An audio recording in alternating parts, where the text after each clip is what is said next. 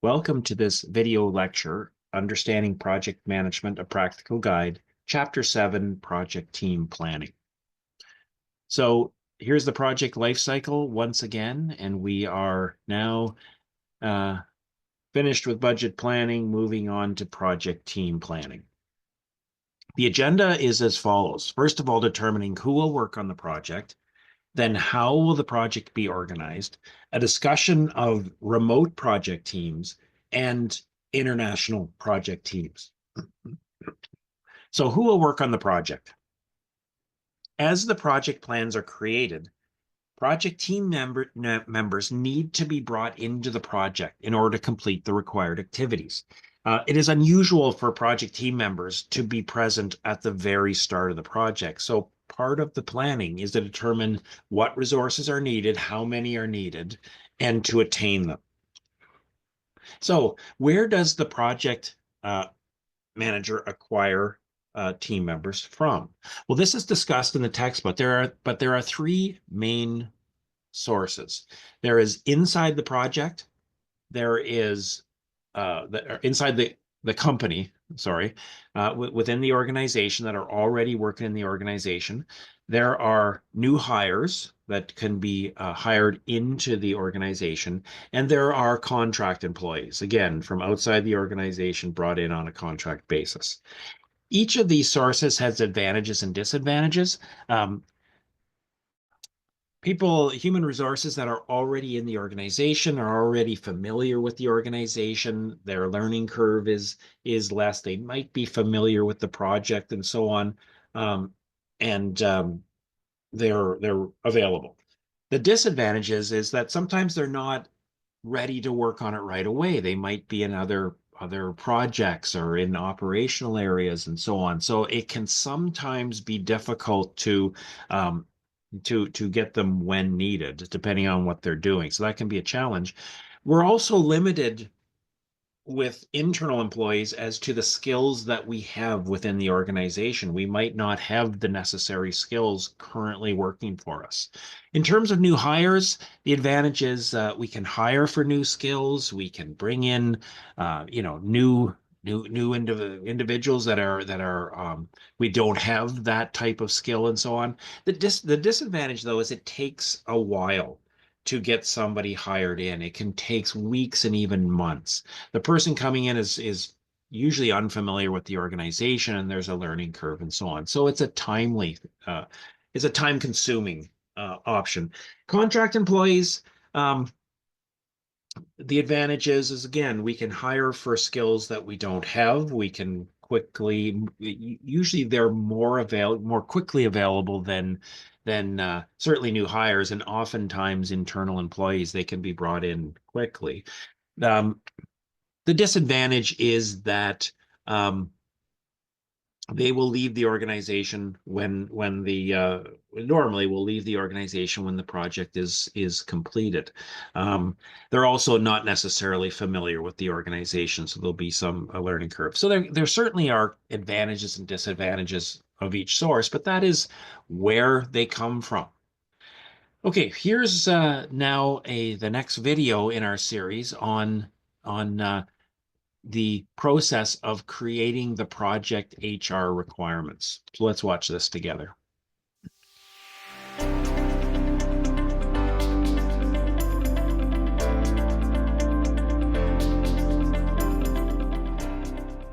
As Sophie develops the project schedule, she naturally begins to think about the human resource needs of her project. Deco Productions always has a number of overlapping projects underway at any one point in time, so it can be challenging to get the workers she wants assigned to her project. In the Deco Productions organization, all of the project workers report to a resource manager, Anand Bhandari. Anand's responsibility is to work with each project manager to ensure that each project receives the human resources necessary to complete their project. This is a challenging process, as the various projects often require the same type of human resources at the same time. This often involves discussion, negotiation, and in some cases, adjustments to the project timeline. Sophie knows from experience that in order to ensure that Anand assigns the required human resources to her project, she needs to demonstrate when she needs each type of resource. It is not sufficient to talk generally about when team members are required. With the company's increased focus on cost reduction, Sophie is expected to provide spreadsheets detailing her resource needs. She opens her laptop and examines her schedule. Looking at each week of the schedule, she notes the human resource time required and records this information in a resource spreadsheet. Once complete, Sophie sends Anand a link to the spreadsheet and then heads to his office. After her detailed planning, she is feeling good about their meeting. So in this video, using the project schedule, Sophie is able to determine the types of human resources required and the timing. She works with a person whose position is called resource manager. This is off role. Ability is to help projects acquire the human resources that are needed. Oftentimes, resources are centrally pooled, and that the resource manager helps allocate them to projects as required. Sophie documents her HR needs in a project human resources requirements document. This is the communication tool that she will use when meeting with the resource manager Anand during the case study project.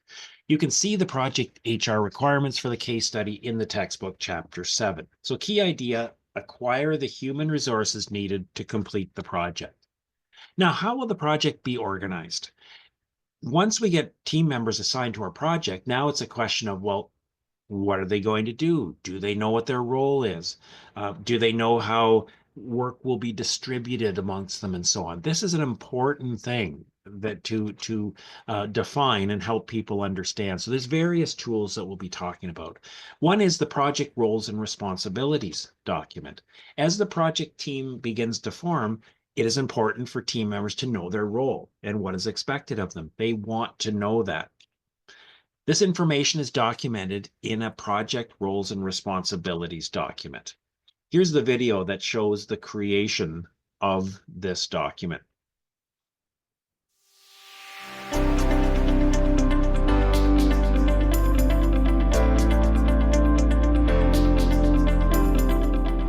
Leaving Anand's office, Sophie feels good about the people who have been assigned to her project. As expected, Fatijit Kumar will continue through the executing phase of the project. Chris Sandberg is assigned to be the graphic designer. Sophie has had a good working relationship with Chris over the years, so this is a big plus for the project. A relatively new employee, Sarah Pierce, is assigned to be the project's communication specialist. Sophie is less familiar with her, but she thinks Sarah will be a good fit. Another plus is the assignment of Maddie Wen as the marketing specialist for the project. Sophie perceives that the one potential negative assignment to the project is that of Eli Briggs as the project's videographer. Eli has been a challenge to work with on past projects. Sophie makes a mental note to find ways to motivate Eli during this project. Now that her team is in place, Sophie begins to document the key responsibilities of each team member. Since many of the responsibilities are inherent in the role and do not vary significantly from project to project, she is able to use previous roles and responsibilities documents from other projects as a starting point. However, as each project is unique, she ensures that any additional or modified responsibilities are included. Okay, so during that video, we saw that each team member is listed in the project roles and responsibilities document, along with a detailed description of their role for the project. It is a very useful document. It can often be sometimes roles don't change from project to project. So oftentimes the wording can be imported from the previous project and adjustments made as necessary. But it's really important to not have everyone assume, each team member assume what their role is. It should be clearly articulated. And it allows team members to ask questions and say, hey, am I not supposed to do this? Or I didn't know I was doing that, and so on. So it's very important. You can see the project roles and responsibilities document in the textbook, chapter 7. Key idea, ensure the roles and responsibilities of each team member. Don't assume they'll just know. Okay, another tool that can be used in addition, this is not instead of, but in addition to the roles and responsibilities document, is a tool called the responsibility assignment matrix. It is used to clarify the planned involvement of people. Um, a common form of the responsibility assignment matrix is called a RACI chart. There are many different formats of responsibility assignment matrices. RACI is very common, and that's the one that we'll be using within this course. RACI stands for 4 different involvements that a person may have with regard to the project. The R of RACI stands for responsible. This means that for the activity or work package, you are responsible for the work, means that you will do the work. You are the one is going to perform this work. That's called responsible. You can be accountable. Accountable means you are going to ensure that the work is completed, that you're the one who checks to make sure, and if there's issues, it'll come to you. You know, if the project sponsor or the project manager is saying, well, what happened on this task, they would go to the person accountable for it. Now, important to note, you can be for a specific task or work package, you can be both responsible and accountable, right? You can be both of those, or you can be responsible or accountable. Like they can be separated or they can be combined. A third type of involvement for an activity or work package is to be consulted. Now, this means you're not doing it, you're not the doer, you're not accountable for it, but you're expected to have input to it. Is that the people doing the work will potentially consult with you, talk to you, you'll have input into it. That's a consulting role, or you are consulted. And finally, the fourth role is to be informed. So it means you're not doing it, you're not responsible, you're not accountable, you're not going to be consulted, but you will be told about the activity or work package. You will be informed about its status or completion or characteristics and so on. So it's an informed involvement. And just for completeness, you could also be not involved at all, be blank, like have no involvement as well in a particular aspect of the project. So those are the codes of RACI. Let's see the development of a RACI chart.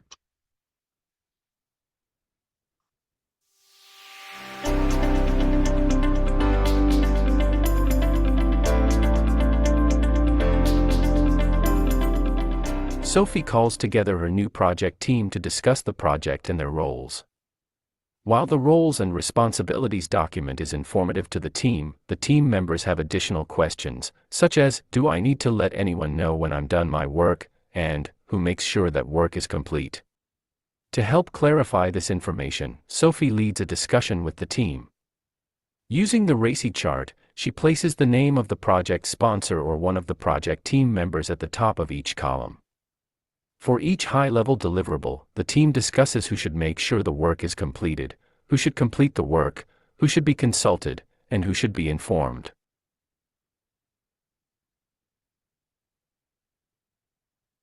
Okay, the RACI chart that you saw constructed in that video, and you could see the need for it, is that even beyond the roles and responsibilities document, the teams that have questions of, well, who do I need to inform, and who makes sure the work is completed? There's a lot of things that the RACI chart will help answer that isn't necessarily in other documents. So looking at the RACI chart, if you refer to the RACI chart in the textbook chapter 7, for the video work, the RACI chart will say that Maddie will ensure the video is completed, is accountable. So Maddie is accountable, and the RACI chart shows that on the video row. Maddie and Eli will perform the work. So they are both responsible. So Maddie will be responsible and accountable. Eli is just responsible. So it means they're both doing the work, but Maddie is directing the work and has accountability. Arun, Sophie, and Fatijit provide input. Their role with the video is a C role, consulted. So they're providing input. Maddie and Eli will consult as needed with Arun, Sophie, and Fatijit as when they're working through. They will Maddie and Eli will inform Sarah periodically. So she has an informed involvement, and that's based on her role. She's the communication specialist, so needs to know. Chris doesn't have any role, so is blank. Need to be involved. You don't need to inform people for things they don't need to know. Then that would lead to information overload. So if you look at the RACI chart for the case study in the textbook, you'll see this information coded there. So key idea, define the involvement of team members by defining who is accountable, responsible, consulted, and informed for the deliverables of the project. Now, the third tool is the project organization chart. Now, organizations often use organization charts, or org charts as they're often referred to demonstrate the structure of the company and reporting relationships. The same is done for projects, particularly very large and complex ones. You can see the project organization chart for the case study in the textbook, chapter 7. So key idea, create a project org chart demonstrating the organization of the project. It helps to demonstrate who's on the project team, how the project is organized. Those stakeholders can understand, okay, if they want to learn something about the video that's going to be done, they can look and see, oh, Maddie is the heading up the video work and can go directly to her as opposed to having to funnel through the project manager for everything. So project org charts can be very useful. Okay, a discussion of remote project teams. With advances in communication technology, remote work has become increasingly common, especially with video conferencing and so on, and the types of communication tools. The amount of remote work that is available to be done today versus, even a few years ago is becoming increasingly common. A remote project team is where some or all of the project team members spend time in a remote location, often a home office, but it could be two different offices that are they're geographically separated and so on. So it's just a remote team is not everyone is in the same location. There's benefits and challenges of remote project teams. Some of the benefits include, greater access to different skills because we're not limited to a certain geographic area. Sometimes for certain types of work, it can be more productive to be away from the busyness of a central office, and sometimes a home office can have that quiet time to be able to get certain types of work done. There are challenges in terms of communication, being able to bring team members together. You can't just walk by somebody's desk and have a sort of ad hoc conversation and so on. So there are challenges, particularly around communication, because it's only the time that you're connected that you're able to communicate. There's a lot more information about the benefits and challenges of remote teams in Chapter 7. Some strategies for managing remote project teams. They're here to stay. It's something that is very common. The amount of work that is being done remote versus centrally is always adjusting a little bit, but there's always and very likely always be remote project teams going clear into the future. So some of the strategies, clearly defined roles and responsibilities. So we just talked about roles and responsibilities, even more important with remote project teams. Regular communication. You can't just rely on seeing somebody in the halls of an office. So regularly scheduling some sort of communication. So that'll be part of your communication planning. Clearly define goals and deadlines. Again, you're not bumping into somebody all the time. You need to make sure people know what their goals are. If possible, schedule periodic in-person meetings. That can be a monthly in-person, maybe an annual, get together or something like that, depending upon how far apart people are. But if bringing people together face to face every once in a while increases the effectiveness of the remote communications. The effective use of technology. So make sure that the technology offers for, robust video conferencing, and there's many tools that allow collaboration using online tools and so on. So sort of virtual whiteboards and so on. Awareness of diverse cultures. So, just understanding that different locations can develop their own culture and so on, own way of doing things, and that needs to be understood. So you can see Chapter 7 for more information about the strategies for managing remote project teams. Now, international project teams are a sort of a unique type of remote teams, and they are remote teams that may also be located in different countries, different national boundaries. So in addition to the benefits of remote teams, so they are a form of remote benefits. International project teams may result in additional cost savings. Often they are created because of lower labor costs and may also bring more diversity to the team. And diversity is a good thing. Different ways of looking at things is good. There's maybe additional challenges, including language barriers, different languages being used, legal systems of the national, entities that the teams are in, and cultural differences as well need to be understood. So again, for a full treatment of this, please see the information about the benefits and challenges of international project teams. International project teams and remote project teams, for that matter, may be located in different time zones. This can both be a challenge, for example, for communication, in that the finding a meeting time that is not 3 a.m. for someone, but can also provide an opportunity for continuous work. So here's an example of how having project teams in different time zones can be beneficial in some instances. So, for example, here's an example where say a project team located in San Francisco, they would work on something from 9 to 5 p.m. They would then hand it off to the Tokyo project team. So 5 p.m. San Francisco is 9 a.m. in Tokyo. So as San Francisco is ending their day, Tokyo is starting their day. They work on it. And as the Tokyo team's day is ending, the London team is starting their day. And then as the London team is ending their day, the San Francisco team is starting their day. So you have the potential for continuous work. And even if it's not quite this well suited, it does allow for work to be done in greater than 8-hour segments and so on within a day. So those are some of the opportunities that can be there. Now, there's various strategies for managing international project teams.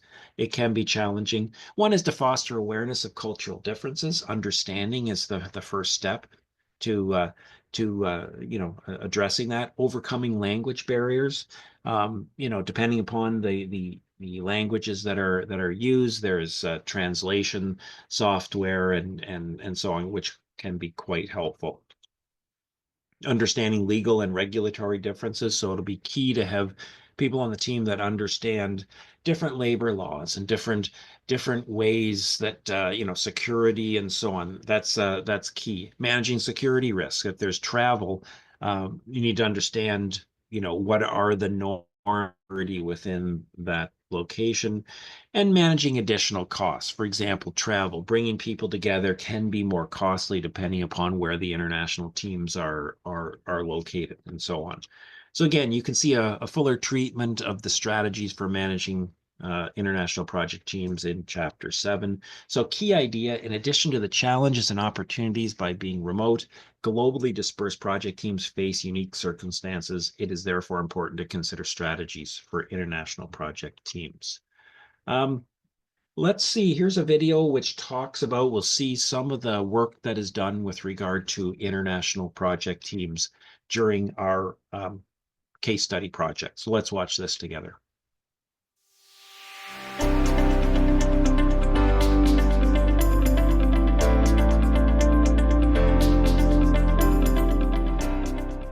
Sophie surveys her project team, noting that Chris is visiting from the Deco Productions office in Morocco.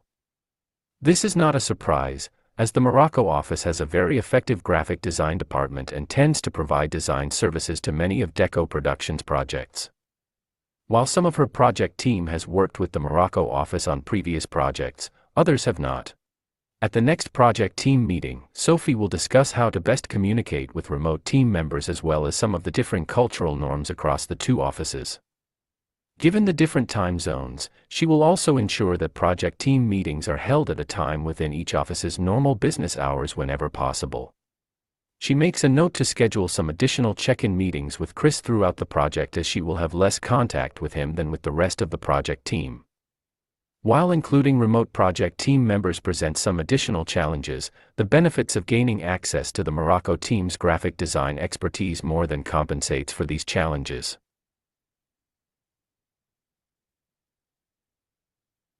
Okay, so you saw some of the characteristics, the benefits, the approaches, and so on of the team member Chris, who's in an international, a remote location and international as well. Here's some of the key terminology introduced during this chapter, the references, and thanks for watching.